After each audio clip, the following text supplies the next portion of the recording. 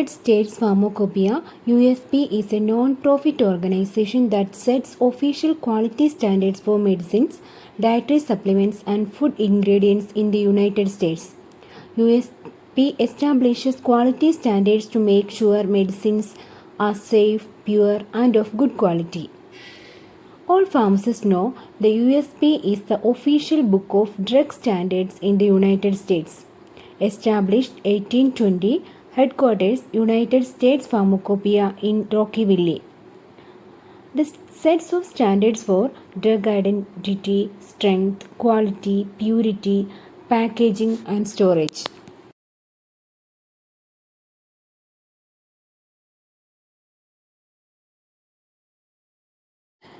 Why a pharmacy student know about USP? Because USP is the United States Pharmacopoeia. It sets internationally recognized standards for the quality, purity, strength, and identity of medicine. Main reasons are it ensures drug quality, guides pharmaceutical manufacturing. Pharmaceutical companies follow USP standards during drug production and quality control. And it supports laboratory testing. The USP provides official test method and specification for medicines and raw material. It is essential for pharmacy education because understanding USP helps students learn pharmaceutics, pharmaceutical analysis, and quality assurance. It is useful in the professional practices. Pharmacists use USP standards to ensure medicine meats accepted quality requirements. System അതുപോലെ തന്നെ pharmacy സ്റ്റുഡൻസിനും അറിയാവുന്നതാണ് USP എന്ന് പറഞ്ഞാൽ. എന്താണ് USP? The United States ഫാർമോകോപ്പിയ എന്നാണ് USPയുടെ full form.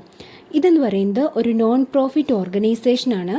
എന്തിനു വേണ്ടിയിട്ടാണെന്ന് വെച്ച് കഴിഞ്ഞാൽ മെഡിസിൻ്റെയൊക്കെ ഒഫീഷ്യൽ ക്വാളിറ്റി സ്റ്റാൻഡേർഡ്സ് അറിയുന്നതിന് വേണ്ടിയിട്ട്, അതുപോലെ തന്നെ നമ്മൾ ഡയറ്ററി സപ്ലിമെൻ്റ് ആയിട്ട് നമുക്ക് ന്യൂട്രീഷ്യസ് ആയിട്ടൊക്കെ കഴിക്കുന്നതിനുള്ള സപ്ലിമെൻറ്റ്സിൻ്റെയൊക്കെ ക്വാളിറ്റി അറിയുന്നതിന് വേണ്ടിയിട്ട്, ഫുഡ് ഇൻഗ്രീഡിയൻസിൻ്റെ ക്വാളിറ്റി അറിയുന്നതിന് വേണ്ടി യുണൈറ്റഡ് സ്റ്റേറ്റ്സിലുണ്ടായ ഒരു ഓർഗനൈസേഷനാണ് USP എന്ന് പറയുന്നത്.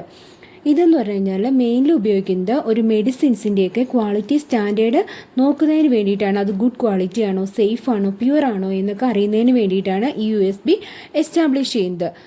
അതുപോലെ തന്നെ USP എന്ന് പറയുന്നത് ഒരു ഒഫീഷ്യൽ ബുക്കാണ്.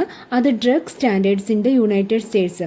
ഇതെന്നാണ് എസ്റ്റാബ്ലിഷ് ചെയ്തതെന്ന് പറഞ്ഞു കഴിഞ്ഞാൽ 1820 1820 ഇത് എസ്റ്റാബ്ലിഷ് ചെയ്യുന്നത്. ഇതിൻ്റെ ഹെഡ് ക്വാർട്ടേഴ്സ് എന്ന് പറയുന്നത് യുണൈറ്റഡ് സ്റ്റേറ്റ്സ് ഫാർമോകോപ്പിയ ഇൻ ദ റോക്കിവില്ലെയാണ്.